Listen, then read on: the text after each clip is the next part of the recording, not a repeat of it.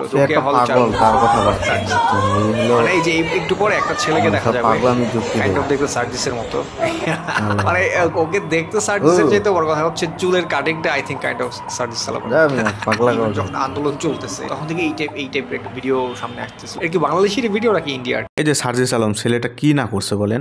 বৈষম্য বিরোধী ছাত্র আন্দোলনে জানের মায়া ত্যাগ করে প্রথম সারিতে থেকে নেতৃত্ব দিয়েছে। আমরা বলুন তো কয়জন পেরেছি এভাবে রাস্তায় নেমে মিছিল করতে, মানুষকে একসাথে সংঘবদ্ধ করতে। এই কাজগুলো কিন্তু তারা করেছে, সার্জিস আলম, হাসনাত। যাই হোক, এখন প্রসঙ্গটা হচ্ছে এই মাসুম, যে সোশ্যাল প্ল্যাটফর্মে একজন কন্টেন্ট ক্রিয়েটর নামে পরিচিত। ফেসবুকে দেখলাম তার প্রায় 800K প্লাস ফলোয়ার, ইউটিউবে 500K প্লাস ফলোয়ার। তো এরকম একজন মানুষ যার এত অনুসারী, তার বক্তব্যগুলো কি আরও সুস্পষ্ট হওয়া উচিত না? তার কাজগুলো কি আরও এমন হওয়া উচিত না যেটা মানুষকে পজিটিভিটি ফিল করায় বা মানুষকে পজিটিভ হতে সাহায্য করে? দেখুন, এখানে সার্জিস আলমের মানে আমিও ভিডিওটা দেখেছি, কোথাকার একটা রুমে সার্জিস আলম 4জন বন্ধু বসেছিল এবং 4জন মেয়ে নাচ করতেছিল। এখন এই বিষয়টা সে হাইলাইট করতেছে কি, সার্জিস আলম 2 দিন আগে বিয়ে করলো। এমন একটা মানুষ বিয়ে করছে, মানে শুধু মাসুম কন্টেন্ট ক্রিয়েটর না, আরও অনেকজনেই এই বিষয়টা পোস্ট করতেছে।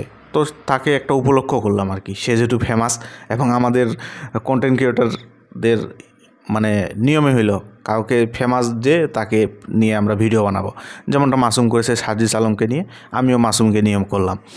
সেহেতু একজন মানুষ, তার ব্যক্তিগত লাইফ থাকতে পারে, তার বন্ধু বান্ধব থাকতে পারে, সে একজন বিশ্ববিদ্যালয়ের ছাত্র ছিল, তার বান্ধবী বন্ধু এগুলো থাকতেই পারে।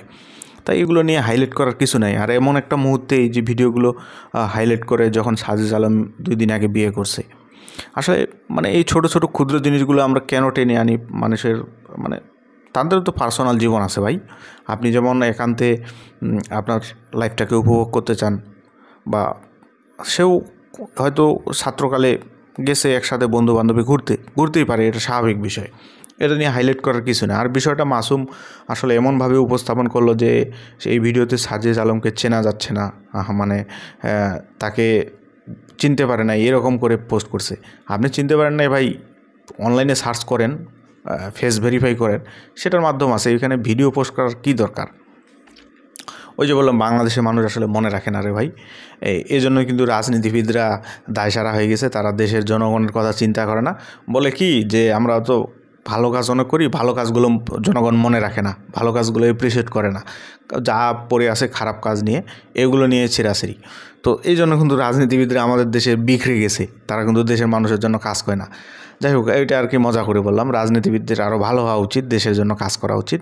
বাট আমি মনে করি কি, আমাদের যদি আমি সিরিয়াসলি কথাটা বলি, যে যারা কন্টেন্ট ক্রিয়েটরে আছে, বিশেষ করে যারা একটা হিউজ পরিমাণ ফলোয়ার গেইন করছে, যাদের অনেক অনুসারী সংখ্যা আছে, তাদের আরও পজিটিভ হওয়া দরকার, বা নিউজগুলো পাবলিশ করা দরকার কি দরকার না, বা আমি পাবলিশ করলে এই নিউজটা জনগণের উপর কতটা প্রভাব ফেলতে পারে, এগুলো চিন্তা করা দরকার। এবং যেমন মাসুম, সে একটা লেভেলে গেছে, 800K প্লাস ফলোয়ার ফেসবুকে। তো মানে এরকম একটা লেভেলে থেকে আপনি বাংলাদেশের একজন বৈষম্য বিরোধী ছাত্রনেতা, তাকে নিয়ে আপনি উপহাস করতেছেন। মানে আপনি কি পেরেছেন তার মতো এত মানুষকে একসাথে সংঘবদ্ধ করতে, অন্যায়ের বিরুদ্ধে লড়তে? আপনি তো পারেন নাই ভাই। তাইলে তাকে নিয়ে এই সমালোচনাটা কেন?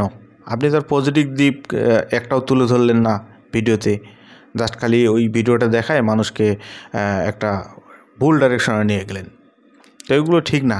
আসলে কন্টেন্ট ক্রিয়েটরদের উপর আমি নিজেও কন্টেন্ট তৈরি করি, তারপরও আমি মনে করি যে কন্টেন্ট ক্রিয়েশনের উপর একটা নির্দিষ্ট আইন হওয়া উচিত। বিশেষ করে বর্তমান সময়ে কন্টেন্ট ক্রিয়েটররা অনেক ভুয়া নিউজ ছড়াচ্ছে, যেগুলো থেকে আর কি মানে জনগণ মিসলিডিং হচ্ছে, দেশের পরিস্থিতি খারাপ হচ্ছে। তাই বলবো যে এগুলো নিয়ে একটা আইন রিস্ট্রিক্টেড করা দরকার, এবং সামনে হবে খুব শীঘ্রই এ ধরনের নিয়মকানুন হয়তো বা হয়ে যাবে, দেখবেন আপনারা। যাই হোক, আমি আমার বক্তব্যটা শেয়ার করলাম। আপনার কাছে বিষয়গুলো কি মনে হয়? আমাদের দেশে একটা সমস্যা হলো ভাই, আপনি দেশের জন্য যত কিছু করেন না কেন, মানুষের জন্য যত কিছু করেন না কেন, দিন শেষে যদি আপনার একটা ভুল পায়, আপনি খারাপ হয়ে যাবেন।